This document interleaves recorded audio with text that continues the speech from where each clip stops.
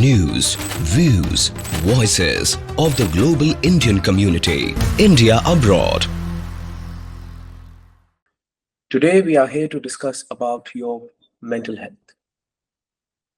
If we look at the trajectory of mental health post-COVID, we are seeing that there is a decline. There is an increase in anxiety, an increase in burnout, isolation, insomnia, and various other aspects of mental health are going down. Hence, it becomes extremely important that just like we make an effort to take care of our body, we make an effort to take care of our mind. Thankfully, in the rich history of India, we are blessed with modalities that were created as Indian knowledge systems that are clinically and scientifically proven to help a person's mind, to help a person become peaceful, happy, and healthy. Techniques like yoga, meditation, and yoga based resilience training have been proven to help practitioners overcome any and most of the psychological predicaments that they would be going through. Through the means of this program, through our conversations, we would like to bring these modalities to you, our listeners, so that you can also find a way to your peak mental health. So, thank you so very much for being with us here today, and I hope you learned something beautiful. It's not like the issues magically appeared after COVID. It is just that during the time of COVID, we all had to do a collective pause. And in that pause, we became aware of our mental health, we became aware of our mind. Pre COVID, we were just running around and we were procrastinating our mental health because humanity, we are social animals. So we look at everybody else when we are living our lives. So we had a culture of stress, and it was understood that when we are working all the time, then why not be stressed all the time as well? And we would only get to know the issue once it had become a huge predicament that was very difficult to get rid of. But because of COVID, because we took that pause, it was time to then become aware of our priorities, maybe reset them, and make actionable changes so that we could get a better quality of life. This was one reason. Second reason was isolation. So when people got away from society and when they were alone, it was at that time a lot of the things that we keep on pushing down, they start to spring back up.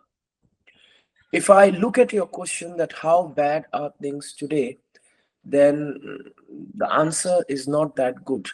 Because if we look at certain professions, professions like accountancy, professions like physicians, um, military, engineers, we will find that the burnout rate is massively increasing year by year. And this burnout is going to lead to absenteeism. For example, if we look at the ER surgeon as a profession, if we look at the burnout rate, and if we look at the dropouts that are happening because of the burnout rate, and then we look at this trajectory 10 years from now, if so many children drop out, then how are we going to sustain the economics of a country? So it becomes extremely important to look at these situations and try to find out a way that how it is we can overcome the mental health challenges, and how is it that the students that are preparing for such stressful fields become more resilient. So students is one of the big statistical group that is severely impacted because students are starting out their lives and there is a lot of uncertainty in the world, specifically today, if we look at various situations, and that uncertainty creates variables that a student has to deal with on top of the variables of adolescence and youth. So it becomes um, quite a monumental and heavy task. And if we are not prepared or trained to partake in such a task, then that task may defeat us. So training becomes a very, very important aspect.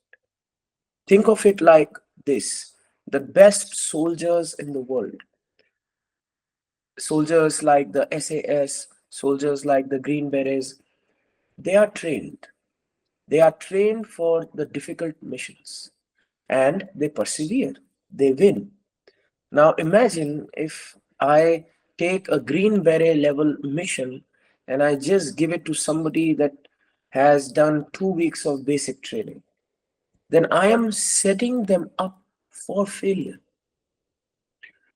The way mental health challenges have increased, in the same way, our training to help with such challenges has not increased.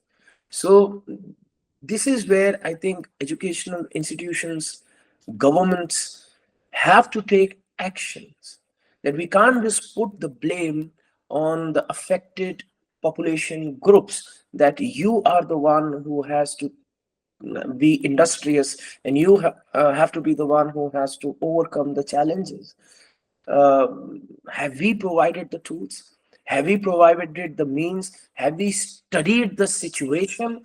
Have we provided any statistical data that can collaborate with our hypothesis? And have we created enough resources that will help these groups? Because if I then continue to talk about the affected groups, then women who are at home got affected a lot post COVID. Students got affected a lot post COVID, and people generally are on a downward trajectory. So my thought process is simple: preparation, because prevention is better than cure. So here we have to understand there are pharmaceutical approach to mental health and there are non-pharmaceutical approaches to mental health. So if somebody is going through a severe mental health crisis, um, like suicidal tendencies, schizophrenia, then definitely we have to provide pharmaceutical intervention. But at the same time, we have to be aware of the overprescription crisis as well.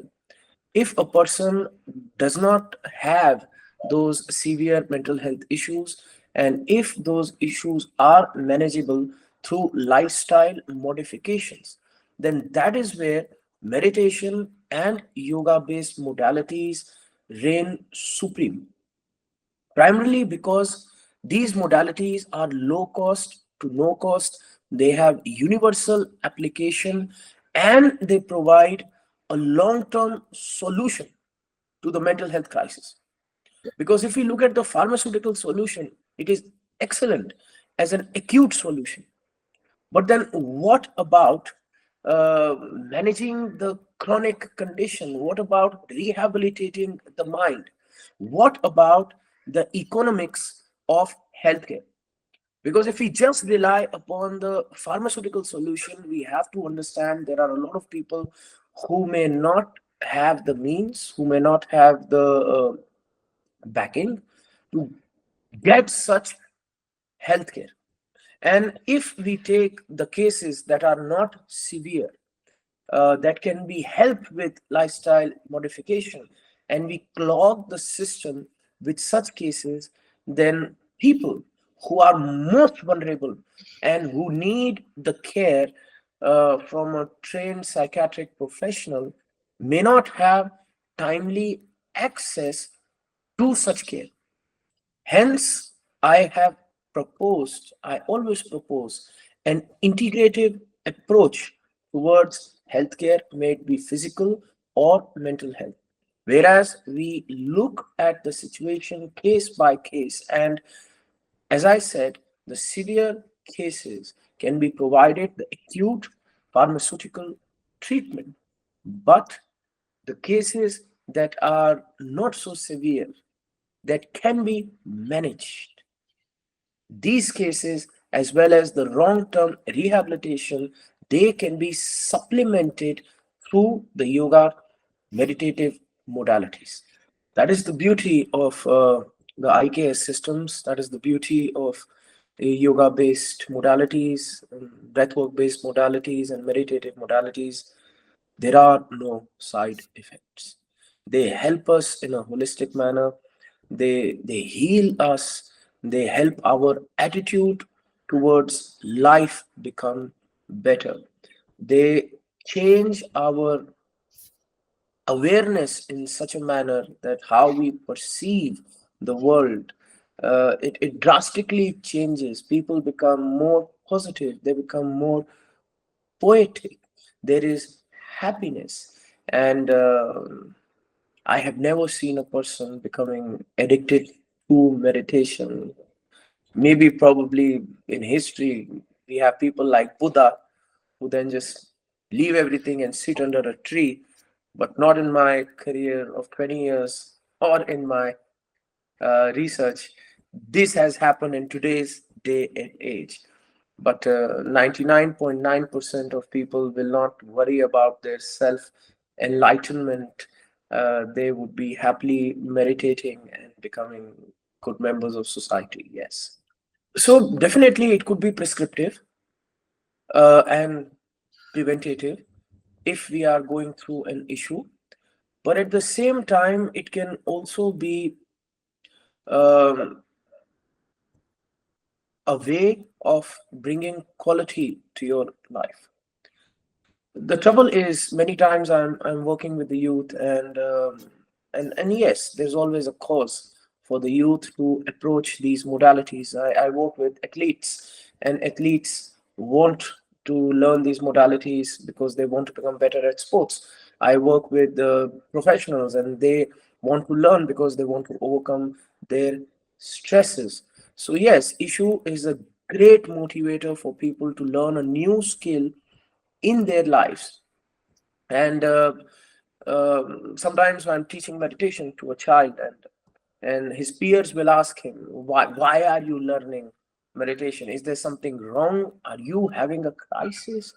And it's funny to me that people have associated such modalities as a cure to a crisis, not understanding that it can be a lifestyle choice as well. I like to give the example of going to the gym. A big portion of the population that goes to the gym wants to get rid of their extra body weight. So they want to get slim, so they're going to the gym. Understood. But a big portion of the population that goes to the gym doesn't need to lose the weight. They're just going because they want to be healthy. Health makes them feel good. In the same manner, when a person starts a meditative modality, he may be motivated by an issue, but then he realizes that this meditation, this contemplation brings clarity into his life. This meditation helps him resolve his emotional issues much faster. This meditation helps him let go of his cognitive garbage so that he can live a life that is much more fulfilling. Then what happens is, over time, a person without issue brings meditation as part of his life, and that is where we see the real magic start to happen. That is where we see a person living the highest quality of life. Yes, better. I would recommend a child who's going to pre-K. That is when they should start. That is from where we start to become cognitively aware. We start to develop a self image. That is where we tend to start up to pick up even insecurities, we become anxious, and now we see that everything that we do at the young age is having an impact, because now we are studying non-substance addiction as well. Non-substance addiction is addiction to smartphones, to iPad screens, etc. And we have 4-year-old children that are addicted to screens, that are having panic attacks, anxiety, and all these behavioral uh, issues and disorders that are arising. Whereas if from that young age we start to give children this outlook towards life, make them more aware of their body, make them more aware of their breath, make them more aware of their thoughts, make them more aware of their emotion through these meditative modalities, then such a child is uniquely placed to understand his environment, himself, and grow to be a fulfilled human being. I would again repeat, prevention is better than cure. If we wait till adolescence, when the hormones have hit, when the issues have risen, then we have to convince the child to respect his mental health, then he may not meditate, he may not get the benefit. And if we focus on a child before any of the issues have risen and give them these tools to deal with those anxiety, then before stress, anxiety become chronic, the child has already been helped. So when you ask me when we should begin, I think pre-K kindergarten is the best time to start introducing meditation in a child's life. Yes, there were saints who meditated in the Himalayas, but in our culture, we always had the concept of Rajgurus. We had Dronacharya teaching princes. We had Vashisht teaching Bhagwan Ram. We had Shukracharya teaching the demons. We understood in life that without meditation, generally a person would be quite impulsive, dangerous, unfulfilled, and may make up mockery of the life that is given to him. So yes, there was meditation happening in the Himalayas, but there was a lot of meditation that were happening in the kingdoms as well. Yes or no? So meditation, yoga was part of everyday life, because the monk did it in the Himalayas, but it was most useful for the person that was in the world, that was in the kingdom, because that is where you have to have the ability to do the dharma, you have to work. If we look at one of our greatest scriptures, Gita, that happened in the middle of a battlefield. That was in the Himalayas. That was in the middle of a battlefield when Arjuna suffered a panic attack, and Krishna gave him probably the first recorded therapy, and gave him the tools so he could overcome his anxiety and do what is needed. So I believe that the evolution of meditation, the peak of meditation, we were able to see when we read the history of India, and that is where people were most aware of the human mind and how we should deal with it respective to our age. So we had the Brahmacharya ashram, the Sannyas ashram, etc., and excellent work had been done at that time. And I think all that work, all that research that thousands of years ago, for thousands of years happened in our civilization, is slowly making a comeback once we are starting to understand how very important the mind is. If you look at rest of the world, we do have various civilizations, pre-Abrahamic religions that did delve little bit into meditation or enlightenment, or the pursuit of enlightenment per se, but we do not have extensive historical records that can collaborate our understanding of these civilizations. So I would say that Bharat is probably the pioneer when it comes to a pathway, a protocol, a toolkit towards enlightenment and inner bliss. Yes. Post colonialism, the majority of the world was busy surviving.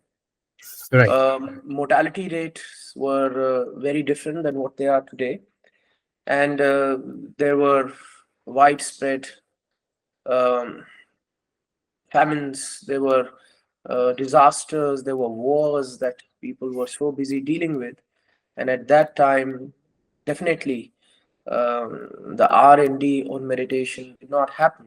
Like in India, we had universities like Nalanda and Takshashila, etc., where um, extensive research with world-renowned scholars was done in not just the theoretical aspect of meditation, but even the practical application of such modalities. Public health was understood in a much better fashion and implemented thoroughly as well. And definitely during the time of conquest, during the time of wars, people did not look into this aspect of civilization. But now, if we look at the time in which we are, there is an emerging middle class in various economies. There are there is a form of fulfillment when it comes to materialism that is happening, whereas the previous generation had worked very hard to provide for the current generation. And the current generation, even after having so much means materialistically, do not have sometimes peace of mind, um, or they are dealing with a mental health crisis that they do not know how to deal with. So it is at this point there is a lot of research going on that the previous thought was that if you fulfill a few intrinsic milestones, or if you fulfill a few materialistic milestone, then the mental health is going to be phenomenal. But now, even after those milestones, there is still addiction. In fact, there is more addiction. There is still stress. In fact, there is a lot more stress. There is more burnout.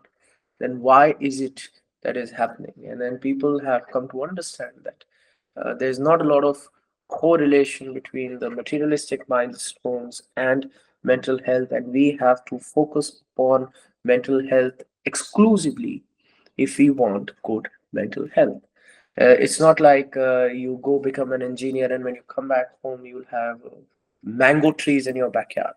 It doesn't happen like that. You have to go become an engineer and you have to plant a mango tree in your backyard, and then both the things go hand in hand. So it's good, and I love that in the United States we are having a scientific approach towards meditation, because in India sometimes the problem that I have faced is people are not able to distinguish between religion and spirituality, or religion and the scientific practical application of theology. And in United States, scientists, universities and doctors have beautifully started to research upon the IKS modalities, and they do not see it as a religious phenomenon. They see it as a mental health phenomena. They study it, and then even the government is now working beautifully. The administration is working with universities that once there is some hard evidence, then what can be done so that such modalities can be affected into policy. So if this work continues, then we will see an upward trajectory of mental health benefits for the population groups. Yes. In the Western world, I will say it's extremely serious, because in the Western world, we have statistical data. So if we look at addiction as a mental health crisis, then there is a alarming upward trajectory of overdose deaths, opioid crisis. Now we are even seeing synthetics being circulated into the system, and they are wreaking havoc on vulnerable population groups. If we look at other chronic conditions as well. And again, it comes down to research.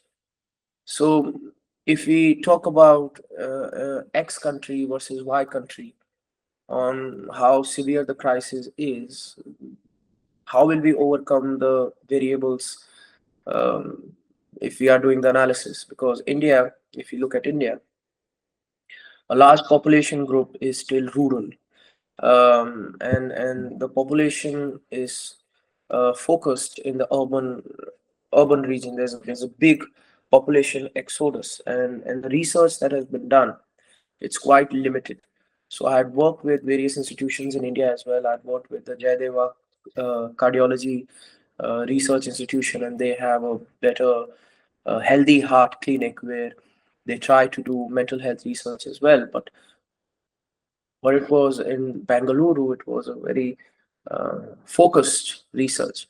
And the thing with India is such a vast country. Each state is like its own country. We have multiple languages, various cultures, various theological understandings of the universe. We have various geographies. If you go from Kanyakumari to Kashmir, and if you go from the west to the east, it's so diverse that until and unless a monumental, epic task is undertaken to study the psychology of the population, we will not have tangible results. And the Indian government has been trying, and we have a few institutions like Ayush, we have a few other institutions that are in their infancy, that are slowly developing the resources to undertake the statistical research. Whereas if we look at United States, it may look like the problem is horrendous because we have so much data. But it's not that, oh, look, the West is suffering and the West is being defeated by mental health issues. It's just that the West has probably a lot more resources to highlight the issues that are happening. And I will still say it's not enough. For example, we had a student crisis in January in the West, and these were expatriate students, mostly from Southeast Asia's. They were dying.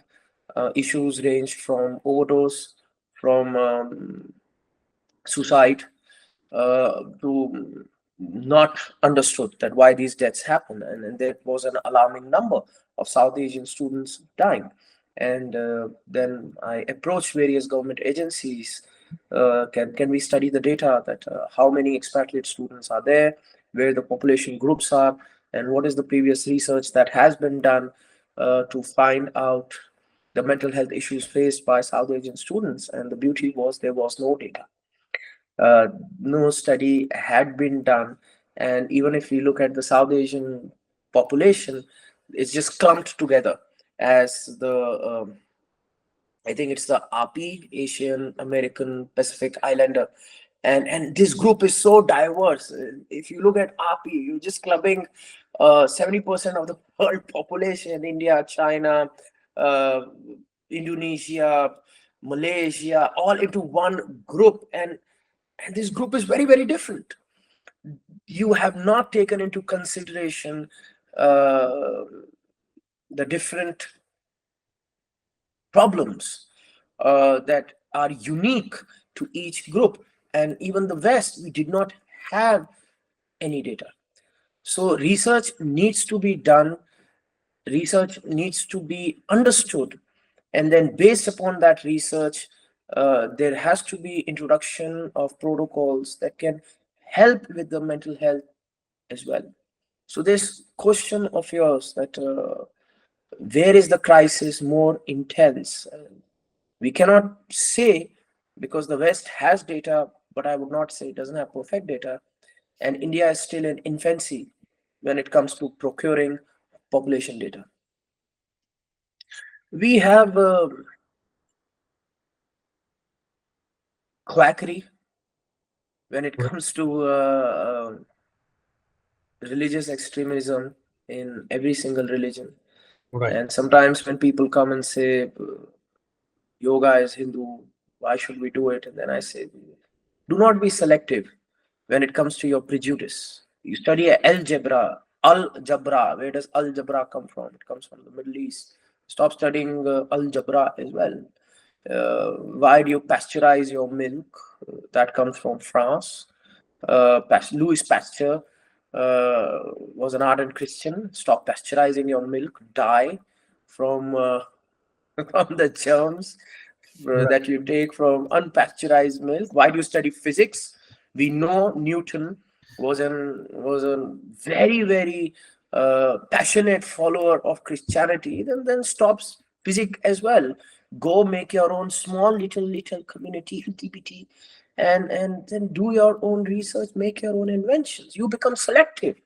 That, oh, this suits me and I will take this, that doesn't suit me, I will not take this. And when people say that we do not want yoga in our lives because the Hindus started it, so what? Hindus started the decimal system as well. Hindus have given great contributions in the field of every single science, technology. If you look at the Bay Area and you look at the various AI uh, technological inventions that are happening, the community has a big role to play. And I believe that any community, any religion, if it comes up with a system that has universal application, or that system has a way to elevate the human condition, then that system should be applauded by all of humanity. And the more and more research we will do in the field of yoga, then I do not know the Nobel Committee, who it will give the Nobel Prize to, the scientist who's doing the research or the rishis who did that research thousands of years ago. But now people are understanding that there is universal application to the field, because yoga is, yes, done by the Rishi Parampara, because what we have to understand is we call them rishis, but they were the professors of their time. They were the scientists of their time. We have people like Sushruv, who has done impeccable work in surgery that even today is lauded and studied. We have people like Patanjali, who has done excellent work in human psychology. And we have all these professors that, yes, they were Hindu monks as well, but that is how things were at that time. These scientists did also partake in the study of theology, but that doesn't in any way undermine their scientific discovery. And that scientific discovery, which is studied as the field of yoga, we have to understand it has the ability to help. And that's why I think we should take inspiration not from the zealots who discriminate on the terms of religion, but we should take inspiration from the scientists who understand the universal application. And the beauty is, so, in my personal experience, I have to tell you, the people who are inspired and motivated in the field of science from yoga are extremely much more than the one or two outliers that just like to shout and scream. My message is to anybody who's listening, we do not need to get used to the mental health crisis that we are facing. A crisis is not the new normal with which you have to live your life. My message is, I want you to know there is a way to peace and happiness. There is a way to finding joy, and you have the ability to make your mind your friend. Yes, it is a skill to be learned. Yes, the journey may be a little bit hard, but it won't be as stressful as it is living with anxiety, fear, and stress. So I would invite anyone who feels that they are ready to change their lives to listen to my conversation with Mr. Lalit to learn the yoga-based meditative modalities and to practice such modalities and then to enjoy the benefits that come with such a practice.